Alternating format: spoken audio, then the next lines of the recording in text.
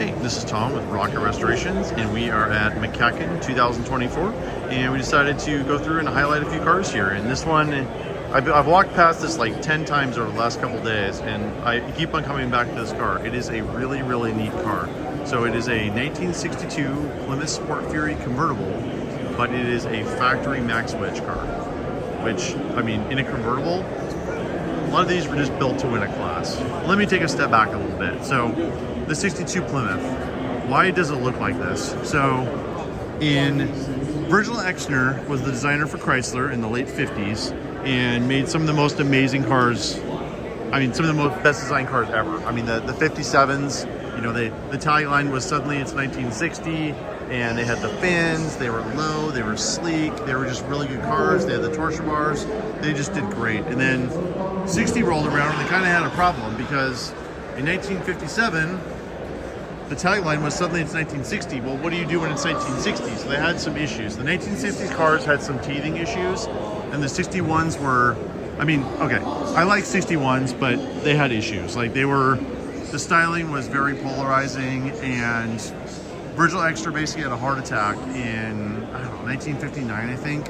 And he was in charge of styling, and it kind of just went off the rails at that point.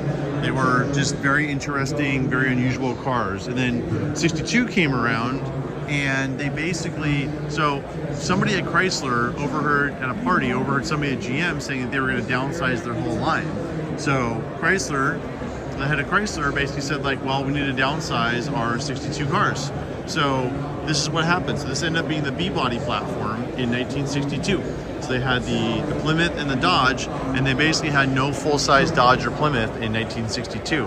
And I think they heard about the Chevy 2 coming out or something like that, but it was not good. Because the styling on this car, I've seen like some clay examples of some of the pre-production ones that they came out with, and they're actually fairly good-looking cars, but when they shrunk it to the B-body size, it just didn't work that well. Again, don't get me wrong, I actually kind of like 62 Plymouths and Dodges, but they were polarizing to say the least.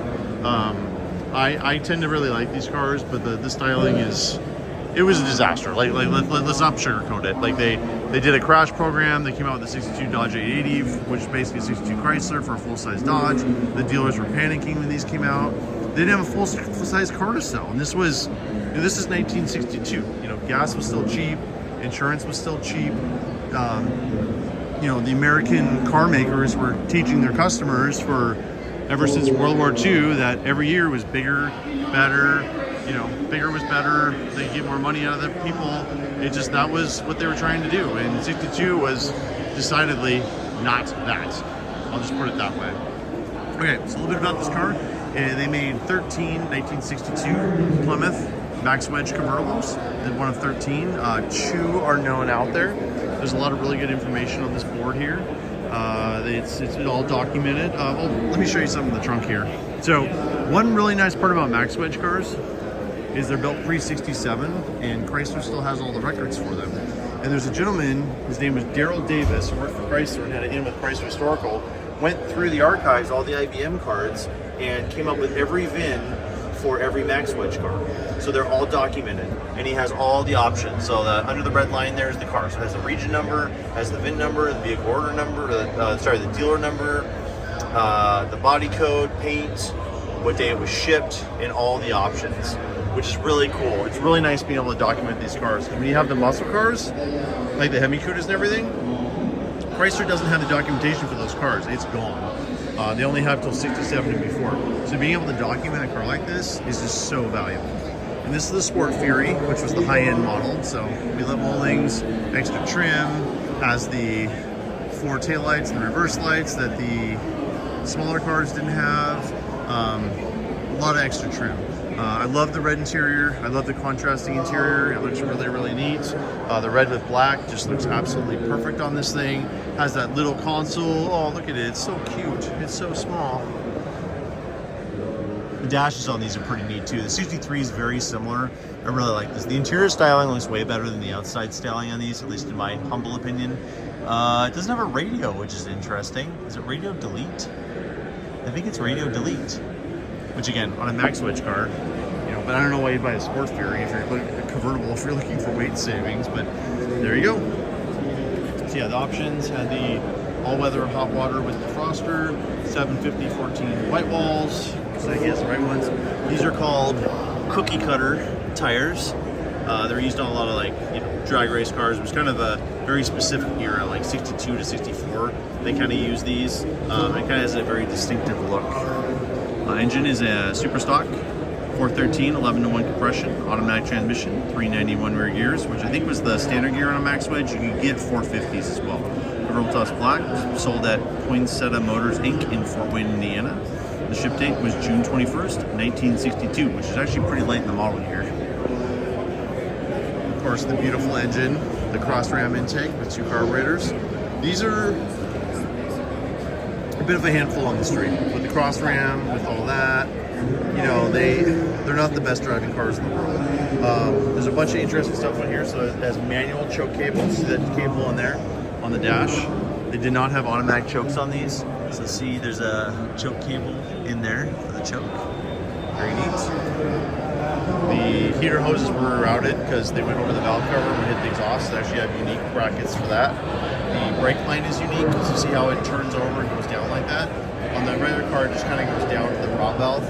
On there, they have special lines, special brackets on top of the firewall. If you're ever wondering if you have a Max Wedge car or not, again, they're documented now. But if you're just looking at a glance if it's a Max Wedge car, see all those clips on the top of the firewall there? Those are Max Wedge unique to hold the choke cables and the wires up out of the way of the intake and everything else. This car is beautifully restored. Always love black cars, even has the original battery there. It's really, really nice. Max Wedge cars had the underhood bracing cut away to clear the air cleaners because the intake was such a high rise that it was too high, so they cut out the bracing for that. Yeah, here's just some interesting information. Unique oil pan, high capacity headers. Those things flowed really, really well. And they actually had cutouts too. All it's documented by the Chrysler LLC paperwork. Car is featured in the book too, which is always cool. Looks as good underneath as it does on top. It has a little mirrors to show off the work down there. Looks really, really nice. It has the correct oil filter on there. Okay, Chrysler Corp. Original radiator hoses. Beautiful car. So there you go. Now this is my favorite car of the show. It's definitely not. There's a couple other ones that are pretty neat, but I really like this car. It's just really clean, well made. It's a factory Max Wedge car. It's very unusual. I love the buckets in the console. I'm just not sure why you buy a Max Wedge convertible. This must have been built to like win a race class or something, or just something unusual because it's radio delete, but it has a heater which you could delete. I don't know. I'm not sure what they were doing with this.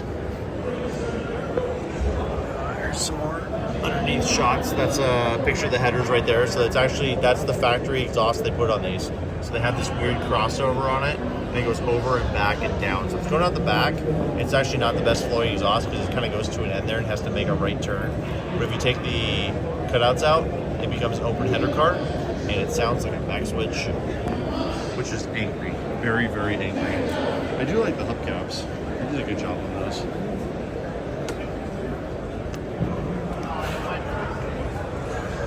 This has turn downs back here, but huge exhaust. I'm sure what the pallet's doing back there. That's probably for his boards, I guess. I love the taillights on these too. They're kind of rocket afterburner engines. Really, really cool. Similar to the 61 taillights. Very similar. And then, 63, they kind of did a crash course they had to use the same body, but Elwood Engel came in to take over the styling studio after the Exeter disaster, and they did a much better job with that stuff. Spare with a sticker on it. Super cool. Jack sticker, tri-bar on the trunk. All right, well there you go. 1962 Plymouth convertible, factory Max Wedge. Love the Sport Fury emblem on the back. All right, this is Tom from Rocket Restorations. Appreciate everybody watching. We have lots more MCACN content coming, so watch the channel and check our previous videos. Thanks everybody for watching. We'll talk to you soon.